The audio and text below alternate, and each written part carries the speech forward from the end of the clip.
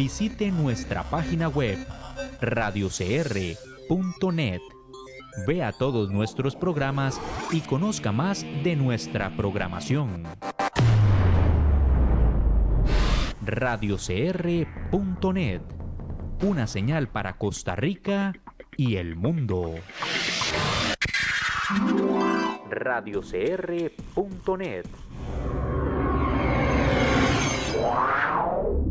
una señal para Costa Rica y el mundo.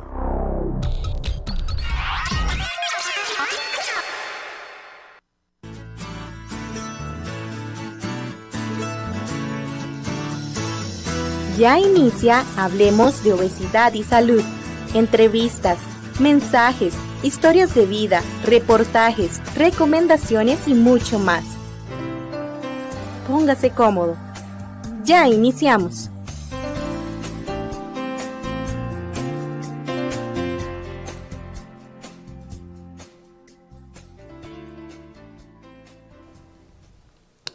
Hola, ¿qué tal? Gracias por estar en compañía de su programa Hablemos de Obesidad y Salud. Hoy con un nuevo programa, hoy tenemos un programa con mucha información. Hoy vamos a hablar sobre obesidad y enfermedades asociadas a ella. Hoy me va a acompañar la doctora Ulate, que es médico endocrinóloga del Hospital San Vicente de Paúl y también de la clínica Way to Go. Ajá. Doctora, muy buenas tardes, muy buenas noches, ¿cómo está? Muy bien, usted. Qué bueno, es un gusto tenerla por aquí, porque hablar de obesidad es un tema tan amplio. Efectivamente. Y si hablamos de obesidad y hablamos de medicina, se amplía todavía más. Entonces, primero me gustaría saber qué es Way to Go. Bueno, Way to Go es un programa multidisciplinario en manejo de obesidad, en donde especialistas en endocrinología, en nutrición, en psicología, con el apoyo de un educador físico, tratamos de manejar de manera multidisciplinaria e integral lo que es la obesidad. ¿Cuántas especialidades acaba usted de nombrar en tan poquito tiempo? Como 4 o 5, efectivamente. No podemos tratar la obesidad con menos de eso. Es lo básico, lo que se considera básico para realmente abordar la obesidad de manera adecuada son esas 4 ramas. La obesidad es una enfermedad y es una enfermedad que debe ser abordada desde diferentes aristas. No solamente desde un punto de vista médico, para valorar cuáles son las causas de la obesidad y las consecuencias de la misma, sino también desde un punto de vista de estilos de vida, y ahí hablamos de una esfera desde el punto de vista físico, de actividad física como tal, y desde una esfera nutricional, porque también la alimentación va a formar parte de ese abordaje para manejo de la obesidad, pero también desde una esfera psicológica y desde un punto de vista emocional, para poder identificar efectivamente cuál es el impacto de esa obesidad sobre las sensaciones, sobre los sentimientos, sobre las percepciones que tienen los pacientes, pero también ahondando sobre muchas de las causas que pueden estar condicionando comportamientos no adecuados que pueden perpetuar la obesidad. Claro. Ahora, ¿dónde está ubicado Way to Go? En realidad tenemos como varias opciones, puede ser en la clínica bíblica, en Santana o en Heredia, en Sabana y en Heredia. Pero cualquier cosa nos puedes encontrar en las redes, así como Way to Go CR, y pueden informarse más acerca de nosotros. Muy bien. Doctora, ¿cuántas enfermedades, vámonos primero al área suya, al área de endocrino, ¿cuántas enfermedades a nivel del sistema endocrino están asociadas a la obesidad? Bueno, más bien yo te daría la vuelta y te diría muchas de las cuales no, en verdad, cuáles serían las que no están asociadas a la obesidad. En realidad, si hablamos en términos generales, existen más de 200 enfermedades que están asociadas a la obesidad y que prácticamente involucran a todas las especialidades médicas que existimos a nivel mundial.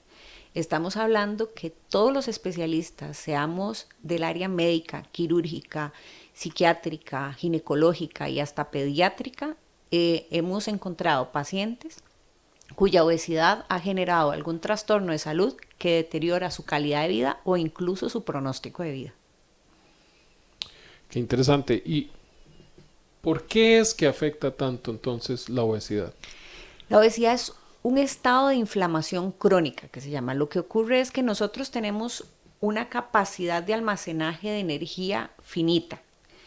Es decir, estamos programados genéticamente a guardar energía, que la mejor forma que tiene nuestro cuerpo de guardar energía es en forma de grasa, en los depósitos de las células que están diseñadas para almacenar este tipo de energía. Sin embargo, no tenemos una cantidad finita. Lo ideal sería que nosotros almacenáramos y que desde dado un punto de equilibrio, todo el exceso de energía se pueda eliminar y no almacenar, pero eso no ocurre. Tenemos una capacidad muy alta de almacenar energía. Pero una vez que sobrepasamos la capacidad natural que tenemos programada, empiezan a haber depósitos de grasa donde no deberían haberlo. Entonces se deposita grasa en el hígado, en el páncreas, en el corazón, en el riñón, se deposita en las coronarias, en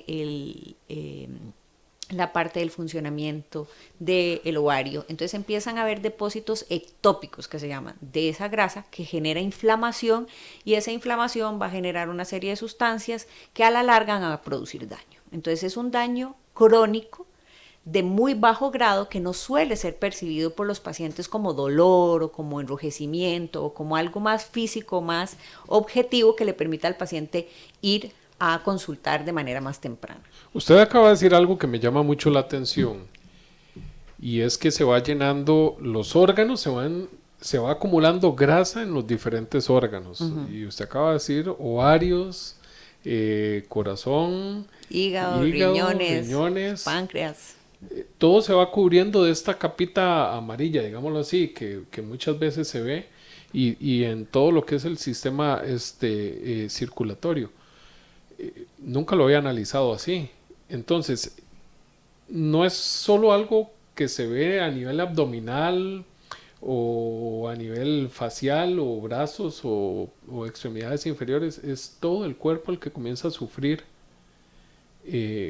estos cambios tan importantes. Efectivamente, de ahí la importancia de que empezamos a tener conciencia y hacer un cambio de mentalidad y dejar de ver la obesidad como un problema estético, porque históricamente lo hemos visto de esa manera. Es un problema de cómo me veo, de cómo me perciben los demás.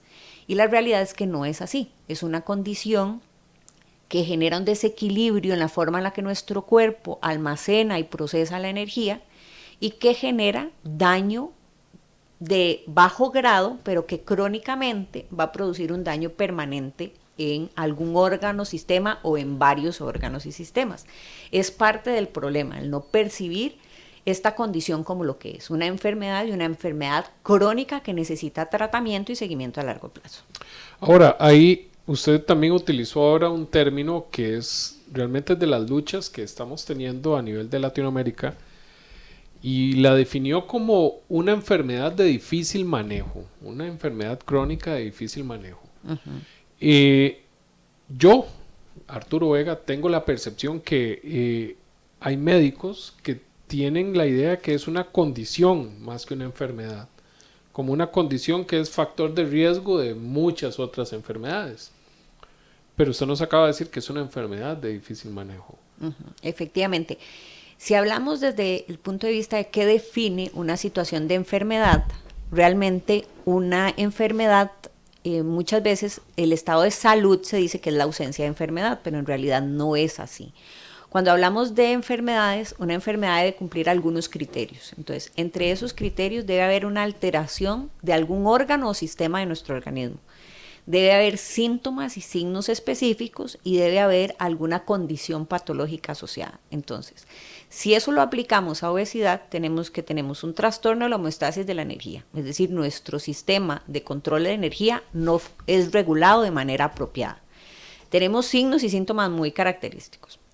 Tenemos no solamente lo que es el índice de masa corporal que define la parte de obesidad, sino los depósitos de grasa, tanto subcutánea como visceral que hemos estado hablando. Y además tenemos enfermedad asociada, tenemos diabetes, enfermedad cardiovascular, enfermedades de lípidos, hígado graso, apnea del sueño, infertilidad, ovario poliquístico y la lista sigue. Entonces, ¿por qué va a ser algo diferente a otras condiciones de salud si tiene las mismas características que definen enfermedad.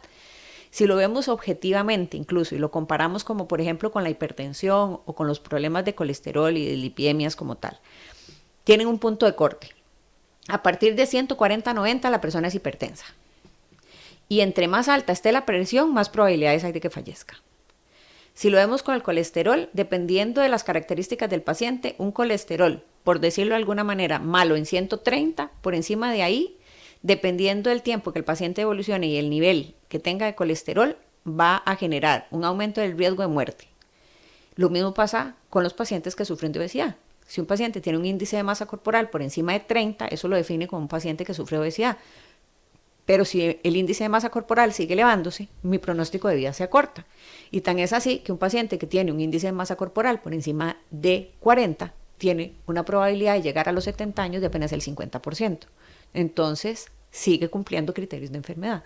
Sigue siendo una condición que genera disminución en la calidad de vida y en el pronóstico de vida de los pacientes, como lo hace cualquier otra enfermedad, como lo hace la diabetes, la hipertensión, los problemas cardiovasculares.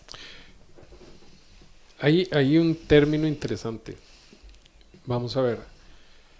El que es diabético no decidió ser diabético. El que es hipertenso no decidió ser hipertenso.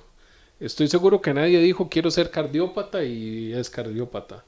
Quiere decir que la persona que vive en obesidad no decidió vivir en obesidad. No, los pacientes que tienen obesidad no han decidido vivir con obesidad. Y han pasado gran parte de su vida luchando para revertir esa condición de salud, que se les vuelve muy complicado porque existen mecanismos de nuestro organismo que se resisten a la pérdida de peso. Estamos programados genéticamente para guardar energía y no perder peso.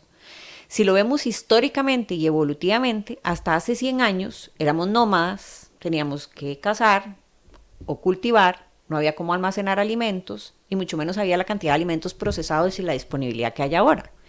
La obesidad se ha disparado en los últimos 50 años. ¿Por qué? Porque ha cambiado mucho del ambiente en el que vivimos, pero no ha cambiado la genética en la que estamos. Tenemos una genética diseñada para almacenar energía en periodos de crisis, pero ha cambiado la forma de alimentarnos debido a la modernización de la sociedad. Y el tener esa disponibilidad de nutrientes altamente cargados, de tener además una tendencia al sedentarismo asociado a una genética que no nos favorece en ese sentido, pues ha predispuesto el hecho de que haya un incremento de la obesidad. Pero eso no depende del paciente, depende de la forma en la que nuestro cuerpo procesa esa energía y de eso va a depender de genética, va a depender de hormonas, va a depender de ambiente, va a depender de psicología y va a depender de otro montón de factores que hay que ir analizando de manera individual en cada paciente. Yo siempre les digo a los pacientes cuando abordamos obesidad que esto no se trata de una carrera de velocidad, esto es una carrera de resistencia, estamos hablando de una maratón. Si yo le digo a un paciente que él viene a perder peso porque tiene una actividad y quiere perder, no sé, 12 kilos de peso, lo primero que le voy a decir es que no puedo prometerle que vaya a perder 12 kilos de peso ni siquiera en un año, mucho menos en 2 o 3 meses. El objetivo es que alcance su mejor peso, que es el peso que lo mantenga saludable. Al fin y al cabo ese es el objetivo, salud. El peso viene por añadidura, pero el número en la báscula es solo eso, un número. Tenemos que empezar a cambiar la perspectiva de que el objetivo es que el cambio en ese número, sea pequeño o sea grande, implique un cambio importante de salud. Uno de los... Yo creo que, y yo cuando pesaba casi 200 kilos, mi esperanza era tener problemas de tiroides, para yo decir, con pastillitas pierdo peso. ¿Qué tan alta es la incidencia de pacientes que viven en obesidad y problemas de tiroides? En realidad la prevalencia de enfermedad tiroidea en el país como tal es muy alta, tanto de hipotiroidismo como de hipertiroidismo. Sin embargo, la relación que tiene la enfermedad tiroidea con obesidad es más un mito que una realidad. La injerencia que la enfermedad tiroidea tiene sobre la regulación del peso es mínima realmente. Y entonces, el que yo tenga un trastorno tiroideo no es causal realmente de un problema para el manejo de peso. La obesidad es una enfermedad que es multifactorial, en realidad tiene muchos factores que influyen en esto, no es solamente uno, y probablemente de las que menos influencia tienen va a ser la enfermedad tiroidea. Es cierto que el hipertiroidismo lleva a pérdida de peso muy acelerada del paciente, porque hay una respuesta muy acelerada del organismo por la alta demanda de energía que genera el hipertiroidismo. Pero el hipotiroidismo, que es el que está asociado a la ganancia de peso, en realidad la ganancia es por retención de líquidos. Cuando los pacientes están descompensados de su enfermedad, pueden aumentar entre 2, 3, a veces algunos pacientes 4 kilos de peso mientras estén descompensados. Pero una vez que yo he recibido el tratamiento de sustitución con la pastilla y tengo una función tiroidea normal tomando la medicación, los cambios en el peso ya no dependen de eso.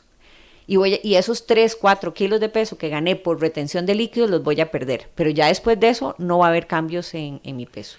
Pero entonces ese mismo fenómeno de retener líquido lo podemos ver también en la insuficiencia cardíaca congestiva. Exactamente, pero eso no es obesidad, efectivamente. Eso no es una condición de obesidad porque es una condición de edema. Lo que estoy haciendo es reteniendo líquidos que ya mi sistema vascular no logra mantener dentro y la presión es tal que salen a los tejidos periféricos y yo me hincho, pero en un paciente con enfermedad tiroidea que le doy terapia sustitutiva o a un paciente con insuficiencia cardíaca o insuficiencia renal al que lo logró hacer orinar y le doy diuréticos o a través de diálisis, entre comillas lo voy a secar, voy a sacarle toda el agua externa que tiene y voy a hacer que pierda peso. Pero ese peso que pierde es en forma de líquido y eso es importante tenerlo en cuenta porque muchas veces los pacientes se someten a estos tratamientos que les dicen que sudan grasa. La grasa no se suda, es imposible sudar grasa. Entonces, en realidad, lo que uno suda es agua. Y puedo perder, y me pueden hacer estos tratamientos que me hacen perder 3 centímetros mientras estoy ahí. Pero al día siguiente los vuelvo a recuperar porque ya tomé el líquido, ya me rehidraté y recuperé todo el líquido que perdí. Entonces es mentira eso. Se venga y pierda 2 centímetros en una sesión. Sí, es mentira. Al otro día los puede... Al otro día los voy a recuperar. Bueno, eso es entonces como un jugador de fútbol que, por ejemplo, sale a Guanacaste a jugar y puede perder 3, 4 kilos durante los 90 minutos, pero a la hora de hidratarse los vuelve a recuperar, exactamente. O sea, esos tratamientos efectivamente no son pérdidas de grasa reales, porque la grasa, como le digo, no se puede sudar. Yo no puedo sudar grasa a través de mis poros. Lo que va a hacer es sudar líquido, agua. Lo que va a hacer es deshidratarme. Y si me deshidrato, pierdo peso.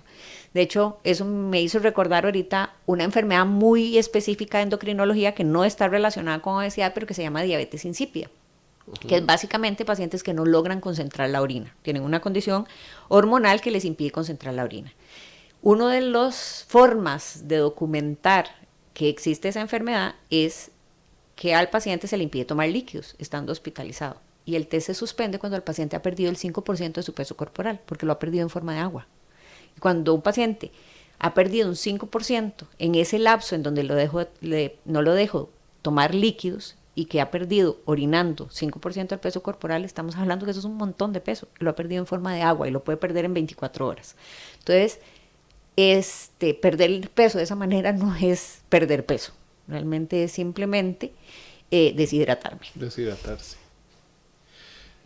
Acaba usted de hablar de diabetes. Uh-huh. Y yo creo que es uno de los temas más interesantes y más importantes de tocar con la obesidad. Yo quiero que usted le explique al público qué es la diabetes de tipo 2, porque no es solo decir, y es muy común que la gente dice, el doctor que soy prediabético. Yo tengo el concepto que sé eso, no sé es. Uh-huh. Pero, y cuando a usted le dicen, soy prediabético, si usted hace un buen régimen de alimentación y ejercicio, puede mejorar su salud, pero casi siempre es todo lo contrario. Pero a mí me gustaría que usted le explique al público qué es la diabetes de tipo 2 y cuál es la parte mala realmente de la diabetes, porque la gente dice, tengo azúcar en la sangre, es un concepto muy errado, pero la gente lo minimiza y a mí me gustaría que usted nos cuente la realidad de la diabetes. Ok. Bueno, hay muchos tipos de diabetes, empecemos por ahí. El más frecuente a nivel mundial, y hablamos de alrededor del 85% de los pacientes diabéticos en el mundo son diabéticos tipo 2. Es una condición de salud en donde se hereda una disposición o una probabilidad a padecer la enfermedad. No es que yo hereda la enfermedad propiamente, sino el riesgo de padecerla. Si mis papás fueron diabéticos, si mis hermanos han sido diabéticos, si mis abuelos lo fueron, yo tengo un riesgo más alto de ser diabético y entonces eso implica que yo tenga que cuidarme más para evitar llegar a esa condición. Aquí lo que ocurre es que hay como una especie de error en la forma en la que la insulina actúa sobre los tejidos. Y a eso se le ha llamado resistencia a la insulina. Entonces, básicamente es como que uno se imagine que hay una puerta cerrada y que la insulina es la llave con la cual voy a abrir esa puerta y voy a introducir el azúcar para metabolizarla. Pero la llave no calza bien. Entonces, como no calza bien, mi cuerpo lo que hace es producir un exceso de insulina para forzar ese metabolismo del azúcar. Pero llega un momento en que se cansa, se agota mi cuerpo. Es más fuerte esa resistencia que la capacidad que tiene mi cuerpo de producir insulina. Y entonces cuando me canso, aparece la diabetes, que básicamente es un estado en donde tengo una hiperglicemia crónica. Eso quiere decir que mis niveles de azúcar en sangre están elevados de manera sostenida y persistente. El detalle es que nosotros necesitamos azúcar para vivir. Si no tenemos azúcar nos morimos, pero si tenemos azúcar en exceso también nos morimos. Los excesos siempre van a ser malos. Ese exceso de azúcar de manera crónica en nuestro organismo produce mucho daño. Realmente no es un daño que yo pueda percibir de manera inmediata. En realidad es un daño que va siendo larvado y se va generando a largo plazo, y usualmente deben pasar al menos 5 años de un mal control de la diabetes para que se empiecen a presentar enfermedades crónicas, como las enfermedades cardiovasculares, como los eventos cerebrovasculares, como los infartos, el que se dañen mis riñones, el que yo tenga problemas visuales. Pero hay algo que me llamó mucho la atención cuando usted dijo que la mayoría lo minimiza, en parte porque no lo siento. Eso es uno de los problemas. Si yo no siento dolor, si no siento algo que me lleve a tomar una acción, usualmente pasa desapercibido. Y eso ocurre con la diabetes muchas veces. Yo me siento bien y más bien cuando empiezan a tratarme durante un lapso puedo sentirme mal antes de empezar a sentirme mejor.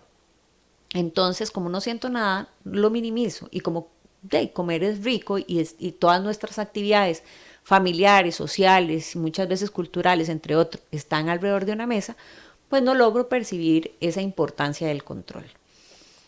Pero la realidad es que si yo a usted le pregunto, Arturo, si usted le tiene miedo al cáncer, probablemente usted me conteste que sí. Y la mayoría de los pacientes me dirán que sí. Y si le digo que el SIDA, ¿usted qué me contestaría? Que igual le da miedo el SIDA. Y la diabetes mata más gente que el cáncer, el SIDA y la tuberculosis juntos en el mundo. Y le tengo más miedo al cáncer que a la diabetes. Entonces, y el problema es que además la diabetes mata feo, ¿verdad?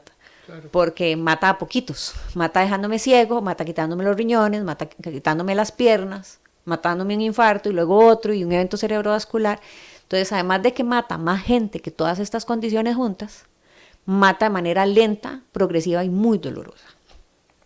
Y no estamos tocando todavía la parte de amputaciones que son tan comunes, ¿verdad? De hecho, la diabetes es la primera causa de amputaciones no traumáticas en el mundo. Y es la primera causa de ceguera en el mundo. Más que el glaucoma. Más que el glaucoma y más que los accidentes de tránsito, las amputaciones. Entonces es bien mala. Sí, mal controlada. Eso es importante que los pacientes lo entiendan. Una diabetes bien controlada no tiene por qué producir nada de esto. Si yo controlo apropiadamente mi diabetes, yo puedo tener una vida completamente normal. Quiere decir que si yo soy un buen paciente, o sea, si a mí me diagnostican diabetes, pero soy un buen paciente, que me pongo la insulina, que como lo que tengo que comer, que hago el ejercicio, puedo tener una vida completamente normal. Completamente normal. Incluso muchas veces uno de los, no temor, sino una de las mayores preocupaciones de los pacientes cuando reciben el diagnóstico de diabetes es que voy a comer, que me van a quitar. O sea, ya se acabó esto y esto y esto. Y en realidad, un paciente con diabetes puede comer de todo. La clave es cómo, cuánto y cuándo como ese de todo. Yo quiero, es que la diabetes es tan interesante. Últimamente sale la gaseosa cero y he visto mucha gente diabética, diagnosticada, que siempre anda en su botella hasta 2 por día, pero es igual de malo. Pues en cuanto al contenido de azúcar, es mejor la cero que la regular. Eso definitivamente. Pero un paciente con diabetes va a ser mejor tomar la Coca-Cola cero que la Coca-Cola regular. Pero no solamente tiene azúcar, tiene otros componentes que producen daño de otros tejidos. Entonces, lo ideal va a seguir siendo tomar agua. Va a ser siempre la recomendación nuestra, que tomar agua, tomar bebidas saborizadas. Todas estas cosas tienen edulcorantes, tienen preservantes, tienen un montón de sodio, tienen aspartame, tienen otro montón de componentes que son dañinos. Nuestro organismo no está diseñado para ello. No significa que yo no me pueda tomar una Coca-Cola ahí una vez ocasionalmente, pero no es algo que yo tengo que hacer diariamente. Entonces no es la bebida de los diabéticos, como tanto pregonan muchos pacientes. La bebida de los diabéticos y de los no diabéticos es el agua, en realidad. Eso es lo que nuestro cuerpo está diseñado y evolutivamente está preparado para tomar. Ni siquiera refrescos de frutas, estamos hablando de agua. Este tipo de bebidas, pues por supuesto que no contienen azúcar. Y como le digo, entre que contengan azúcar y no contengan azúcar va a ser mejor que no lo contengan, pero nunca va a ser superior al agua. Ahora, el solo el hecho que tenga un alto grado de endulcorantes no va a generar que el cerebro diga, tengo que segregar más insulina para poder contrarrestar este nivel enorme de glucosa que me están dando. Efectivamente, recordemos que los edulcorantes son cientos o miles de veces más dulces que el azúcar regular. Entonces eso genera incluso ciertos niveles de resistencia a nivel de tejidos que condicionan, y ya lo sabemos además, que condicionan que tengamos otros problemas de salud. Estamos hablando que los edulcorantes están hechos para consumirlos en pequeñas cantidades. Lo que pasa es que decimos, ay, no tiene azúcar, esto no genera azúcar, entonces le echo y le echo y le echo y le echo y le echo. Y ya ahora se sabe que eso incrementa el riesgo de depósitos de grasa visceral, de obesidad central, de hipertensión y de otras condiciones de salud asociadas. Incluso ya hay alertas de la Organización Mundial de la Salud sobre el uso excesivo de los edulcorantes. Entonces tampoco son la solución. Doctora, ¿por qué de los síntomas de la diabetes, pérdida de peso inexplicable, aumento en la sed, aumento en las ganas de orinar, por ejemplo, ¿por qué se da este fenómeno? La pérdida de peso inexplicable y los otros que acabamos que acabo de mencionar, inclusive el aliento a frutas, a acetona. ¿Qué es lo que le pasa a la persona que todo esto se viene dando? Okay. Cuando la persona está muy descompensada es cuando ocurren estos síntomas. Digamos, nuestro riñón tiene una capacidad máxima de filtrar y de reabsorber azúcar. Más o menos se ha calculado como alrededor de 200. En los pacientes con diabetes puede ser un poco más alto, pero alrededor de 200 miligramos por decilitro es la capacidad que tiene mi riñón de filtrar y de reabsorber glucosa. El problema es que si yo sobrepaso esa capacidad, empiezo a perder azúcar por la orina, porque ya no tiene mi riñón la capacidad de absorberlo. Entonces lo que hace es que se empieza a perder azúcar por el riñón. El azúcar es lo que se llama un soluto. O sea, entonces, si recordamos del colegio, los solutos jalan agua, ¿verdad? Entonces, si yo estoy orinando azúcar, voy a estar orinando agua. Voy a jalar el agua que tiene mi cuerpo para poder eliminar ese soluto. Y si yo pierdo agua, independientemente por la vía que la pierda, voy a deshidratarme y entonces voy a tener sed. Y la sed es un mecanismo de defensa ante la deshidratación. Entonces, por eso es que se da el aumento de la frecuencia para orinar y el aumento de la sed. ¿Por qué pierdo peso? Porque a pesar de que estoy lleno de azúcar, no puedo usarla. Y la forma de que mi organismo funciona es con glucosa. Esa es la forma de obtener energía y de funcionar. Mi cerebro, mis órganos sexuales, mi corazón, mis músculos, todo necesitan glucosa para funcionar. Entonces, a pesar de que estoy lleno, no puedo usar ese azúcar. Entonces mi cuerpo se desvía a utilizar otras fuentes de energía para poder seguir funcionando. Entonces desvía del uso de glucosa al uso de cetonas, efectivamente. Y para producir cetonas y utilizarlas como fuente de energía, lo que hace es movilizar músculo y grasa. Entonces lo que hago es autoconsumirme. Mi cuerpo lo que está haciendo es autoquemándose y autoconsumiéndose para poder seguir funcionando. Entonces moviliza grasa, moviliza músculo para formar cetonas. Y entonces al formar cetonas es que los pacientes cuando tienen niveles muy altos de cetonas pueden tener ese aliento a frutas. Entonces quiere decir, porque hay personas que a mí me han dicho, estoy perdiendo peso. ¿Y qué está haciendo diferente? Nada. Como lo mismo, hago lo mismo, pero estoy perdiendo peso. Es una bandera roja, es un signo de alarma de que es mejor hacer una revisión médica. Exactamente. Una pérdida de peso no intencional nunca es buena. Siempre va a haber algún problema de fondo que esté generando la pérdida de peso. Todos sabemos que perder peso no es fácil. Entonces, si estoy perdiendo el peso de manera fácil, entre comillas, y de manera no intencional, algo está pasando de fondo. Sea que tengo un trastorno de un hipertiroidismo, sea que tengo una diabetes que está descompensada, sea que tengo un trastorno del cortisol que está haciendo que mi organismo no pueda suplementarlo, sea que tengo un cáncer y que no me he dado cuenta y que me está autoconsumiendo, algo está pasando que está generando que mi cuerpo se esté consumiendo a sí mismo. Entonces, si tengo una pérdida de peso no intencional, eso es un signo de alarma y es una bandera súper roja para recibir atención médica. Pasando de patología, porque por aquí podemos pasar por 200. Hablando de diabetes, pero me interesa mucho porque hay un término que es muy arraigado en las personas que viven en obesidad y es la depresión. ¿Afecta a nivel endocrino la obesidad, los niveles de serotonina? ¿Afecta la obesidad de esto que la gente casi siempre dice, estoy deprimido? La depresión es una condición bastante especial, en realidad. Todas estas sustancias que mencionó de serotonina, dopamina, noradrenalina, finalmente son hormonas que a nivel del sistema nervioso central funcionan como neurotransmisores. Entonces, desde el punto de vista endocrino, seguimos hablando de hormonas, efectivamente. Es una condición bastante arraigada en la población general y en los pacientes con obesidad suele serlo todavía más.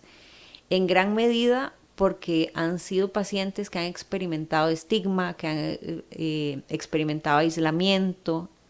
Entonces, eso genera emociones y trastornos que hacen que uno reaccione de una manera u otra, ya sea con ansiedad o con depresión. Y si es una condición bastante frecuente en los pacientes con obesidad, puede ser parte de las causas por las cuales no se esté dando un proceso de control de la enfermedad como debe ser, pero también puede ser una consecuencia del hecho de no poder controlar la enfermedad apropiadamente. Me llama la atención que acaba de tocar usted la ansiedad. Uh-huh. También, ¿por qué afecta tanto la obesidad a la parte de la ansiedad? Porque es muy común que la persona que vive en obesidad diga, hice un ataque de ansiedad. No puedo viajar en un bus porque me da ansiedad y me tengo que bajar. O hice una crisis de ansiedad estando acostado, ya me iba a dormir, pero ¿qué es lo que pasa con el paciente? Igualmente existe un desequilibrio en la parte de los neurotransmisores, igualmente que con la depresión puede ser una condición que se origina endógenamente por un desequilibrio que no es controlado por el paciente o puede ser un mecanismo de reacción a algo externo. Todos hemos tenido ansiedad porque nos van a hacer un examen y no sabemos el resultado, un examen médico porque vamos a presentar una prueba de grado y no sabemos qué es lo que va a pasar. Tenemos ansiedad a algo desconocido, a esa incertidumbre que va a pasar. Esa es una ansiedad que es relativamente normal y controlable. Esa ansiedad que yo no puedo controlar, que se vuelve una condición que afecta mi interacción con otros o que puede condicionar incluso que yo no funcione en la sociedad, pues sí es una condición patológica. Y sí puede llevar a que el paciente trate de paliarla más bien con la parte de la alimentación. Comer genera estado de placer porque libera este tipo de sustancias. O sea, comer genera liberación de dopamina, de serotonina, de noradrenalina, además de otras tantas. Entonces, el comer me puede calmar la ansiedad por esa sensación de placer. Entonces muchas veces puedo compensar esa ansiedad comiendo y generando y perpetuando el problema de obesidad cuando deberíamos modificarlo de alguna otra manera. Es sumamente interesante, de verdad que en algún momento yo decía, yo nunca padecí de ansiedad, pero yo un día haciendo números y haciendo cuentas sí lo padecía, claro. Yo decía, me estoy infartando y me subí al carro y me iba para el Max Peralta que me hicieran electros y todo y me decían, todo está bien. Pero ese era el miedo. Yo decía, me voy a morir. Y pesaba casi 200 kilos y lo que menos hacía era hacer caso. Yo creo que es parte de lo que todos pasamos, esa negación de... Es difícil, como le decía al principio, al final esto es una maratón, es una carrera de resistencia y es una carrera de cambios. Tengo que cambiar mi relación con la alimentación, tengo que hacer actividad física, moverme más, tengo que averiguar cuáles son los mecanismos psicológicos que pueden estar relacionados o no con esa perpetuación de la obesidad. Tengo que ver si hay condiciones médicas que están llevando a la dificultad para perder peso. Entonces, al final, no es una cuestión solo de voluntades. Por supuesto que hay que tener la voluntad de iniciar el cambio, pero también de buscar el lugar apropiado para iniciar ese cambio. Muchas veces se nos ofrecen fórmulas mágicas y todos estamos buscando esa fórmula mágica y ahora ha habido mucho boom, y lo habíamos comentado en algún momento, con estos nuevos medicamentos que hay para perder peso. La respuesta no está ahí, Arturo. Es parte de la respuesta, pero no es la respuesta. La respuesta es que tengo que hacer un montón de cambios, porque puedo usar este medicamento y puedo perder 20 kilos de peso, que si no hago los cambios que tengo que hacer y de ahí el seguimiento que tengo que dar y corrijo los problemas de fondo que me llevaron a la obesidad, no voy a tener esa solución. En el momento en que deje de usar la medicación voy a recuperarlo. ¿Y cuántos pacientes que viven con obesidad han pasado por 1, 2, 5, 10, 15, 20 intentos para perder peso, con todos los programas del mundo que puedan existir, han probado todas las dietas, han hecho actividad física y recuperan el peso que perdieron? Claro. Porque la respuesta no está en una pastilla, la respuesta no está en una inyección. La respuesta está en un montón de cosas que hay que cambiar poco a poco. Claro. Es muy importante porque hay gente, bueno, yo tengo una cirugía gástrica que me hizo la caja hace 8 años y es duro. O sea, no, y la gente dice, hizo trampa porque no lo hizo de forma natural. No, y es duro. O sea, 8 años después, yo sigo comiendo exactamente lo mismo que comía hace 7 años atrás. La misma taza medida. Y pues, como exactamente lo mismo. Bueno, tengo dos mensajes que voy a leer, pero antes hablábamos de la depresión y hablamos de los nuevos medicamentos. Lamentablemente, la mayoría de los medicamentos tienen como efecto secundario la depresión, porque están descritos en la ficha. Pero ¿qué pasa si le vamos a dar a una persona que ya de base está deprimida o que tiene tendencia a la depresión y le vamos a decir, aquí está este medicamento, esta pastillita, tómensela? Que normalmente los medicamentos son en dosis miligramo por kilogramo de peso y alguien de, no sé, 150, 200 kilos va a tener que tomar altas dosis para poder llegar a suplir lo que el cuerpo necesita. Pero si esto le va a generar depresión, ¿no se torna peligroso? Lo que pasa es que la respuesta está en que cada paciente es individual y que lo importante aquí es que se evalúe apropiadamente. No todos los pacientes son candidatos a estos medicamentos, no todos los pacientes van a necesitar X o Y dosis y es importante saber quién sí, quién no y por qué. El problema con estos medicamentos es que se están usando a la libre, porque me lo recomendó el vecino, porque me lo recomendó un TikTok, porque me lo recomendó Kim Kardashian estaba usándolo. O sea, esa es la realidad que estamos viviendo ahorita. Y ahora usted encuentra que este tipo de medicamentos lo envían o lo prescriben, entre comillas, estéticas, nutricionistas, Sí. vecinos, y el paciente no va al médico para saber si puede usarlo o no. El medicamento tiene sus indicaciones y tiene sus contraindicaciones. Claro. Y tiene sus interacciones con otros fármacos. Y la única persona capacitada para saber cuáles son esas indicaciones, contraindicaciones e interacciones es un médico, nadie más. No es el farmacéutico, no es una nutricionista, no es una estética, es un médico. Y lo importante es que vayan al médico y puedan evaluar si verdaderamente son candidatos a usar estos medicamentos. Y si lo son, bajo qué condiciones, y sepan qué riesgos hay y cuáles no hay. Lastimosamente ahora se empieza a ver los efectos adversos de estos medicamentos, y muchos de estos efectos adversos son por el mal uso de los medicamentos. No porque el medicamento no funcione o porque produzca un efecto secundario severo, porque si nos ponemos con efectos secundarios, hasta un acetaminofén da efectos secundarios y puede matarme si lo tomo en una dosis que no me corresponde. Entonces, el problema no es el fármaco, el problema es la forma en la que se utiliza el mismo. Y eso es lo importante que los pacientes tienen que saber. Claro, vea, quiero enviarle un saludo a Marcela Alarcón, allá en Chile, de la Fundación Procura tu Vida. Y Marcela dice, buenas noches, acabo de sumarme. ¿Cuánto influye el cortisol en esta enfermedad?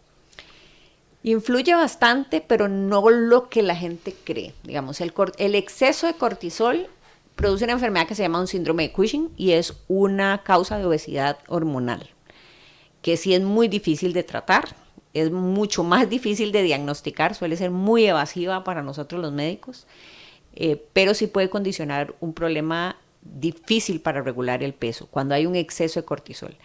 El cortisol que nosotros tenemos y producimos normalmente, pues sí influye, no en la magnitud en la que vaya a influir por un síndrome de Cushing, pero sí influye el hecho de que yo invierta los ciclos circadianos, no duerma bien, mi nivel de cortisol no se maneje apropiadamente, eso sí va a condicionar el problema para perder peso.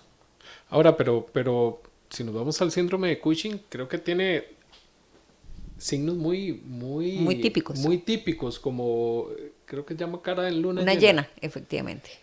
Y se da mucho también por uso excesivo de esteroides. Sí, se da también por uso excesivo de esteroides, pero los pacientes con obesidad pueden experimentar algo que se llama un pseudo Cushing. Entonces eso también hace que se enrede un poquito la cosa a la hora de manejar a los pacientes con obesidad, porque hay un porcentaje de los pacientes que pueden hacer una condición clínica muy similar al Cushing sin serlo, y se llama pseudo Cushing precisamente. Entonces también eso implica a la hora de hacer la valoración poder descartar o confirmar eso. Pero sí es parte de. Entonces esa es de las grandes importancias de ir al médico, porque y al médico que es, o sea, puntualmente. Sí, pues evidentemente, como dices vos. Tiene que ser el especialista, el encargado de la rama, porque posiblemente, y un amigo médico siempre me decía, a veces hay colegas que no saben lo que están viendo porque no lo están buscando. Uh-huh. Lo que no sabes, no lo vas a ver. Y él siempre me lo decía, cuando tal vez estábamos atendiendo pacientes, me decía, es que tal vez no saben lo que es porque no lo están buscando. Y yo creo que es la parte de la obesidad que tal vez uno tiene que entender, que es multidisciplinaria, como usted nos decía al inicio. Tal vez algún colega, tal vez por falta de expertise o porque no tiene la especialidad, no está buscando lo que está viendo porque no lo sabe. Parte del problema es que como médicos no nos preparan para abordar obesidad. Si yo echo hacia atrás y recuerdo mi carrera en medicina y mi especialidad en endocrinología, yo no recibí un solo curso de obesidad, una sola clase, de una hora, ni siquiera. O sea, es que no recibí 5 minutos de lo que era manejo y abordaje de la obesidad. Ni siquiera recibí 5 minutos de cómo darle recomendaciones nutricionales y de actividad física a un paciente. Y ¿cuántos pacientes van al médico y le dicen, ay, tiene que hacer ejercicio y tiene que alimentarse bien? Sí, ya lo sé, pero ¿cómo? ¿Verdad? Entonces, si el médico no sabe cómo hacerlo, pues es imposible que le pueda transmitir esa información al paciente. Yo empecé a involucrarme en este tema porque me gusta. Entonces, a involucrarme a nutrición, a involucrarme a la parte de obesidad porque me gusta. pero no todo el mundo le gusta, no a todo el mundo ha experimentado ese cambio. Entonces, así como Laura Ulate, endocrinóloga, no puede poner un pin en una rodilla, un ortopedista no puede manejar obesidad. Puede detectarla, puede derivar al paciente, pero tratarla es complicado. Entonces, como dice usted, de zapatero a su zapato. Hay que no solamente ir al médico, sino que ir al médico correcto para poder hacer ese tipo de abordaje. No a la estética. No, lastimosamente esto de las estéticas es alarmante, ¿verdad? Porque estamos hablando de que cualquier paciente, por ejemplo, el cáncer medular de tiroides es una contraindicación para utilizar este medicamento. Y yo me pregunto cuántos pacientes con cáncer medular de tiroides lo están utilizando por no haber sido a ir al médico. O cuántos pacientes con riesgo de pancreatitis lo están usando, o con piedras en la vesícula. Y todos estos pacientes tienen indicaciones y tienen contraindicaciones para el uso del medicamento. Y lo están usando a la libre. Sí, y bueno, yo pienso que eso el Ministerio de Salud tiene que comenzar a hacer el trabajo que realmente le toca un poco más a fondo. Marco Gitti dice, vamos a ver, dice, a juicio de la doctora, ¿cuál debería ser el ideal de un buen manejo de la obesidad? Y lo segundo, ¿cuál serían los actores principales que deben estar presentes en el abordaje de esta coyuntura social como es la obesidad?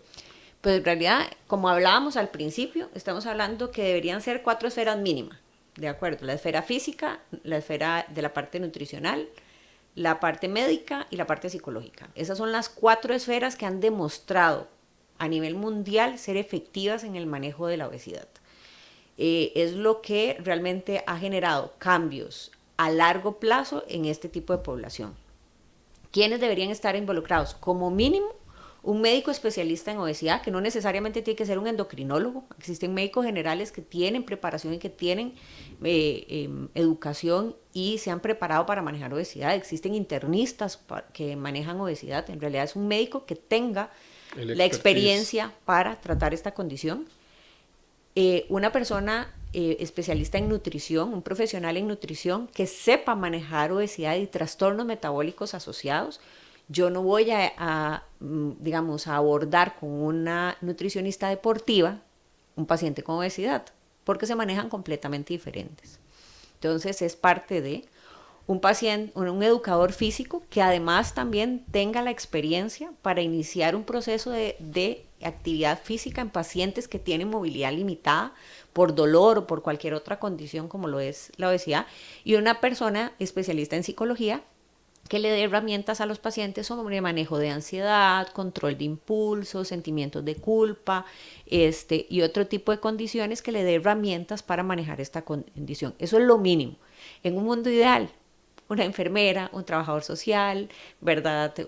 Un gastroenterólogo que pueda hacer tipo de cirugías endoscópicas, un cirujano que haga las intervenciones como la cirugía bariátrica.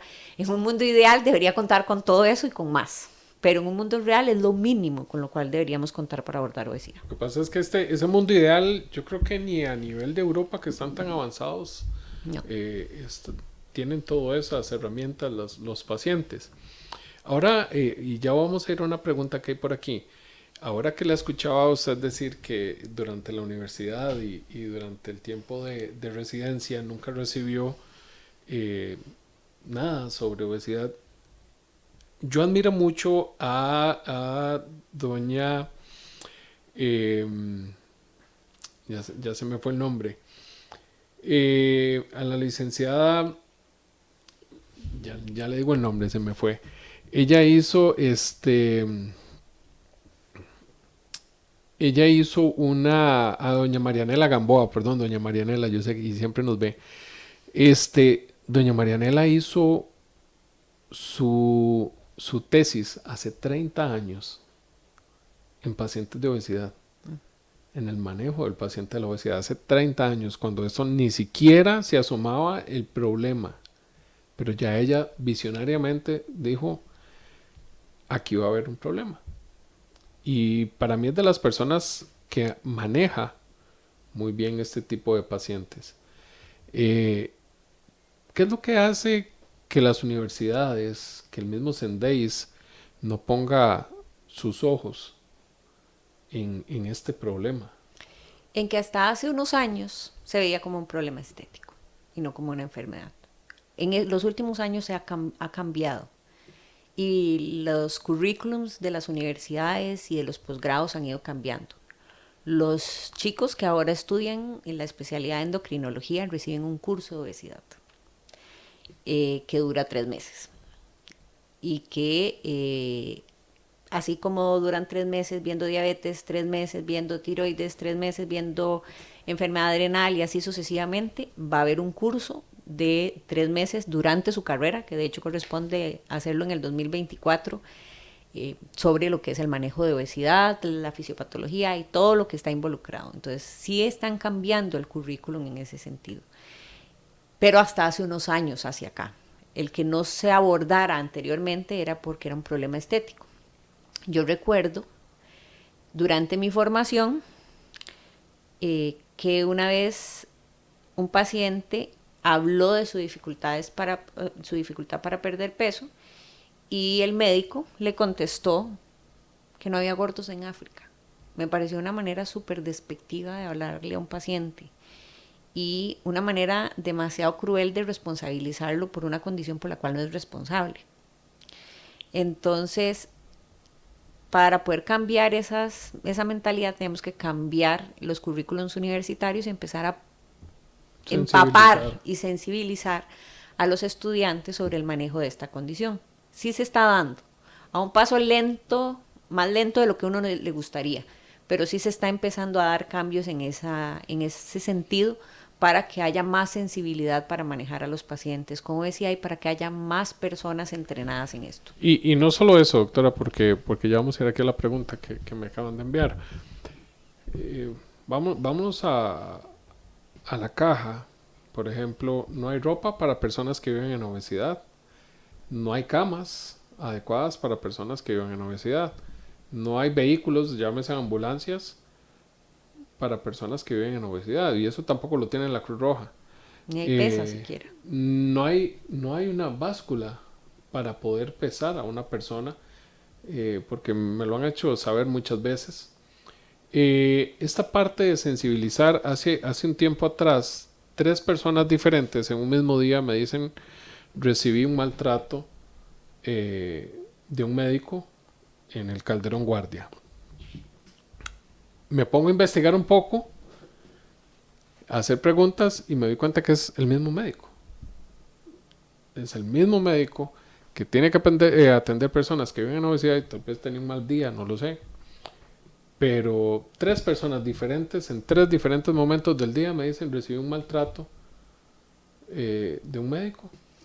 Y bueno, no podemos generalizar, pero el que le digan cierre la boca, deje comer, coma solo ensalada y verá cómo pierde peso mágicamente, es muy común. Eso es sumamente común. Lastimosamente no solamente aquí en Costa Rica, en el mundo se da ese fenómeno, en donde un porcentaje muy alto del personal de salud, que debería ser empático y que debería ayudar al paciente con su condición, no lo hace.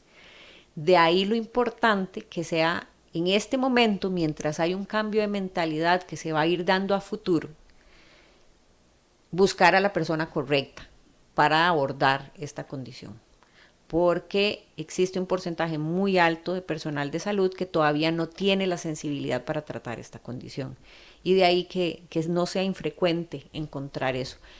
Ahí yo lo que le diría a los pacientes es que no se rindan, porque lastimosamente muchas veces el paciente que sufre de obesidad ya no quiere ir a una persona, claro, a un profesional de salud, porque lo han tratado mal históricamente. Entonces lo que ha ocurrido es que ha escogido mal y ha ido mal a una condición a un lugar en donde no se está preparado para tratar este tipo de condiciones. Entonces lo que hay que hacer es escoger bien Hay personas, hay muchos profesionales de salud, médicos, nutricionistas, psicólogos, preparadores físicos, que están dando esa batalla para cambiar la mentalidad con respecto a la obesidad y que abordan apropiadamente a los pacientes, los manejan de una manera mucho más empática y cercana y hacen que el paciente tenga un lugar seguro. Entonces, esa es la recomendación que yo le haría a los pacientes: busquen ese lugar seguro, no se rindan. Sé que han tenido muchos problemas, sé que han tenido muchos malos tratos, pero ese lugar seguro existe. Lo que hay que hacer es buscarlo. No, claro, y hay médicos, yo por ejemplo, yo vivo agradecido con la doctora Cintia Solano, porque la doctora a mí me cambió la vida, y yo siempre se lo digo a ella, yo vivo agradecido con ella. Y preguntan, ¿existe algún tratamiento farmacéutico para controlar el cortisol elevado? No, en realidad lo que hay que hacer es el manejo de ansiedad, manejo del estrés, y en el caso de los pacientes con síndrome de Cushing, que aclaremos que los pacientes con síndrome de Cushing tienen tumores que producen hormonas, sí existen medicamentos muy específicos para tratar a aquellos pacientes que no pueden operarse para extirparse los tumores que producen cortisol. Vamos a ver, quiero hacer una pregunta muy importante para mí, como madre de paciente juvenil que vive en obesidad. ¿A qué edad es recomendable hacer consciente a un hijo de su enfermedad desde el punto de vista, vamos a ver, desde el punto de vista, se me corrió aquí, desde el punto de vista clínico? En realidad, lo ideal es hacer cambios desde muy pequeños, ¿de acuerdo? Nosotros estamos programados para que muchas de las influencias que tengamos en edades tempranas y desarrollo se prolonguen a lo largo de la vida. Entonces, si yo estoy viendo que un paciente ya tiene problemas para controlar su peso desde una manera muy temprana, pues tengo que empezar a intervenir. Pero también tengo que tener claro que un paciente con obesidad tiene que estar listo para iniciar el proceso. Yo no puedo obligarlo.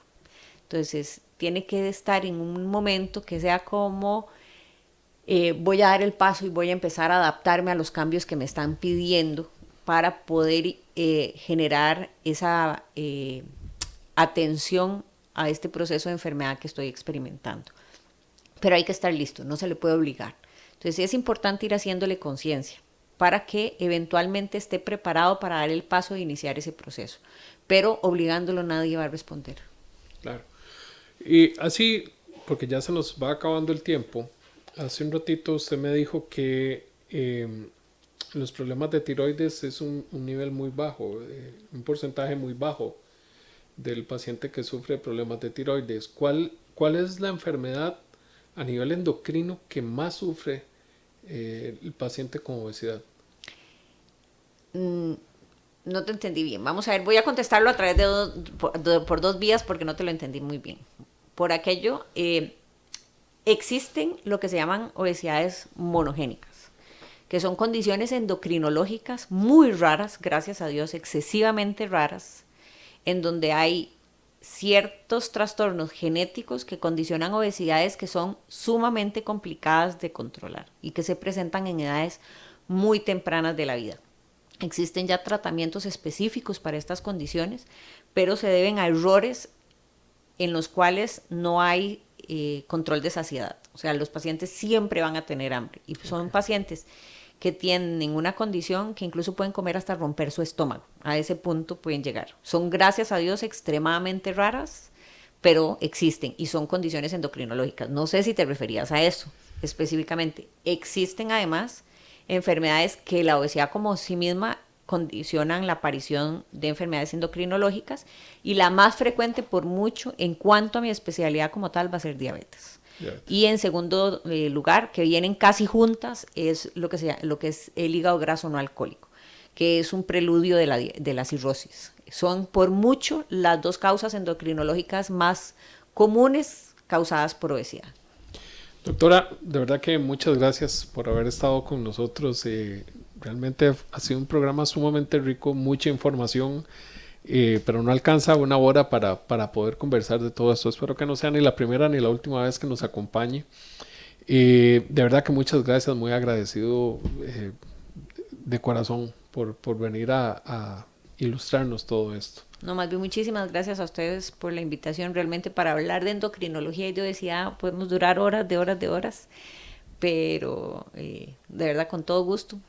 Gracias a todos por acompañarnos y espero haberles ayudado un poquito a entender lo que es esta condición tan difícil de abordar como es la obesidad. Muchas gracias. Gracias a usted que nos acompañó hoy. Gracias a don Andy Torres desde la cabina, que es el que hace la magia. Nos vemos la próxima semana en un programa más de Hablemos de Obesidad y Salud. Que el Señor los bendiga. Hasta luego.